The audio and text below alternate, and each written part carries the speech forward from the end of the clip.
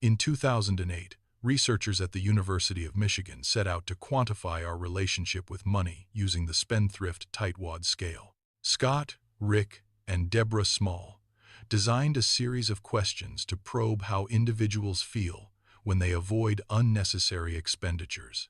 They wanted to know if the urge to save was driven by a sense of deprivation or a genuine preference for thrift. The initial hypothesis was that high tightwad scores would correlate with anxiety, restriction, and a deep-seated fear of financial instability. However, the data revealed something entirely unexpected. High scores actually predicted greater financial security and a profound sense of personal control. These individuals did not feel restricted. Instead, they reported a surprising level of genuine enjoyment in the act of not spending. This finding shifted the conversation from moral judgment to a fascinating neurological observation about how our brains process reward signals. For most people, buying something triggers a clear reward circuit activation, providing a quick hit of dopamine and immediate satisfaction.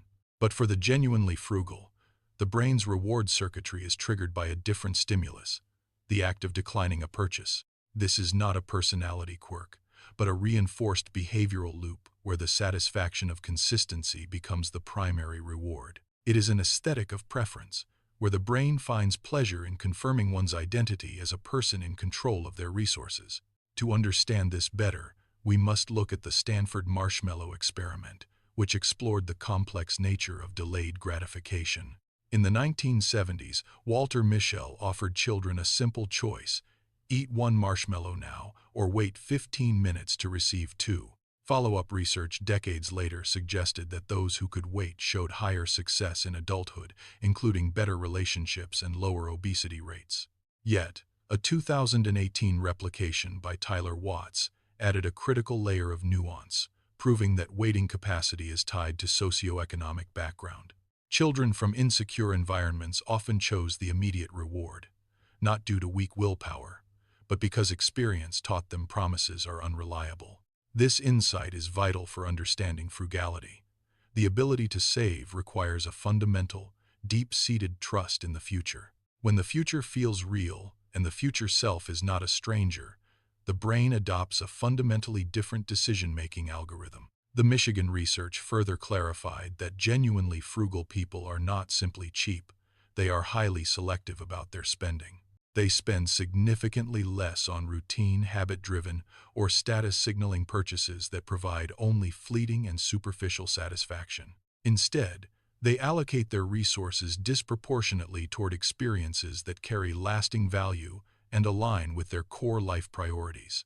They are not foregoing pleasure. They are actively concentrating it, ensuring their money serves their long-term vision rather than short-term impulses. This concentration of resources creates a compounding process where the emotional response to unnecessary spending gradually weakens over time. Declining an impulse purchase requires less and less effort as the system strengthens, eventually moving from a habit to a core identity. Identity directs decisions through consistency rather than willpower, making the path of frugality feel like a natural, effortless expression of self. Conversely, for those who experience frugality through external force or strict rules, the psychological loop functions in the opposite direction. In these cases, a sense of deprivation accumulates, eventually leading to a breaking point where the individual feels compelled to splurge. This often manifests as doubled spending under the guise of rewarding yourself, which only reinforces the cycle of financial stress. The difference between these two states is purely neurological. One feels like the freedom of choice, the other like the weight of a prison. Ultimately, this perspective transforms the act of saving from a restrictive, painful burden into a powerful tool for personal autonomy. By aligning our spending with our identity, we move beyond the struggle of willpower and into a state of sustainable financial health. The brain, once trained to value the future, finds its own reward in the quiet confidence of a well-managed life. This shift in perspective is the secret to moving from the anxiety of scarcity to the calm of intentional, purposeful living. It is not about how much you have, but how your brain interprets the value of what you choose to keep. When we stop viewing saving as a sacrifice, we unlock the ability to build a future that is truly our own. The path to financial freedom is paved not with deprivation, but with the consistent, rewarding choices of a mindful identity. As we refine our habits, we find that the most valuable things in life are often the ones we choose not to buy. This neurological alignment is the foundation upon which long-term security and personal satisfaction are built, day by day. By understanding these mechanisms, we can begin to rewire our own responses to the constant pressure of modern consumer culture.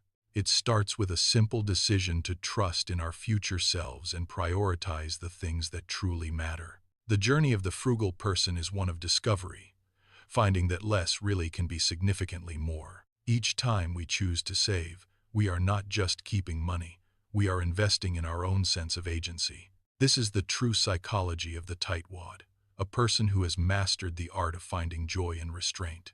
It is a quiet, internal victory that compounds over a lifetime, leading to a freedom that money alone cannot buy.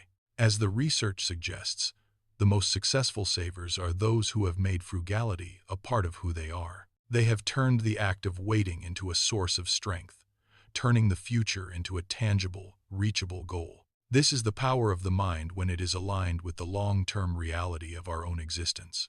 When we see the future clearly, the present becomes a place of intentional action rather than reactive consumption. The cycle of reward is ours to define, and the choice to save is a choice to empower ourselves. By embracing this, we stop fighting against our own nature and start building a life of lasting, meaningful purpose. The science is clear. Our financial habits are a reflection of our deepest beliefs about the world around us. When we change those beliefs, we change our behavior, and when we change our behavior, we change our lives. Frugality, when practiced with intention, becomes a form of self-respect that guards our future against the whims of the present. It is the ultimate expression of autonomy in a world designed to make us lose control of our own desires. So, the next time you hesitate before a purchase, remember that you are not just saving money, you are building identity. You are reinforcing the neural pathways that lead to a life of stability, purpose, and genuine, lasting satisfaction. This is the psychology of the frugal, a path that leads not to a life of less, but to a life of more. It is a testament to the fact that our brains are capable of remarkable change when we give them a reason. By choosing to value the future, we secure the present and find a peace that remains even when the markets fluctuate. Ultimately, the most important investment you will ever make is the one you make in your own decision-making process. Building on this foundation, we see that truly frugal people are not merely cheap, they are highly selective with their resources.